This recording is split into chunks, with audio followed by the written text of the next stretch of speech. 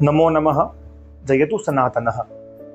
આપણા ધર્મગ્રંથોએ આપણને 3 વખત આચમન કરવાની વાત કરી। કોઈ પણ પૂજા પહેલા 3 વખત જલ પીવું જોઈએ। કેમ 3 જ વખત? 4 વખત કેમ નહીં? 5 વખત કેમ નહીં? તો ધર્મગ્રંથોએ કીધું કે 3 વખત પાણી પીવાથી, આચમન કરવાથી 3 વેદો પરિપુષ્ટ અથવા તુષ્ટ બને છે। પ્રથમમ યત પિબતી તેન ઋગ્વેદમ પ્રીણાતિ, યત દ્વિતીયમ પિબતી તેન યજુર્વેદમ પ્રીણાતિ, યત તૃતીયમ પિબતી તેન સામવેદમ પ્રીણાતિ। આ 3 આચમન કરવાથી પહેલા આચમનમાં ઋગ્વેદ, બીજામાં યજુર્વેદ, ત્રીજામાં સામવેદ આપણને પ્રસન્ન કરે છે।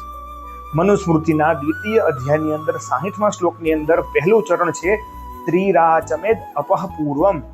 3 વખત કોઈ પણ પૂજા પહેલા આચમન કરવું જોઈએ। બ્રાહ્મણોએ જ્યારે પણ કોઈ સત્કર્મ કરે છે એના પહેલા આચમન એટલું કરવું જોઈએ। બ્રાહ્મતીર્થ એટલે કે આ જગ્યાએથી લઈ એટલું જલ પીવું, એ જલ તમારા હૃદય સુધી પહોંચે।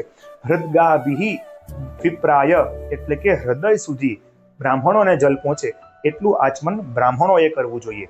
નમો નમઃ જયતુ સનાતનઃ।